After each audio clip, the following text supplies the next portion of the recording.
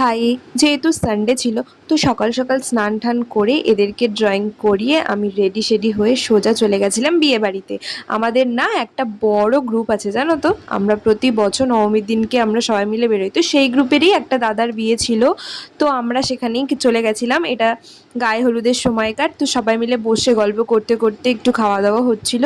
আর এই পুচকুকে দেখো কি কিউট, একটা সুন্দর ইয়েলো কালারের কুর্তি পরেছিল, এত কিউট লাগছিল না, দেখো তোমাদেরকে ফ্লাইং কিস দিচ্ছে।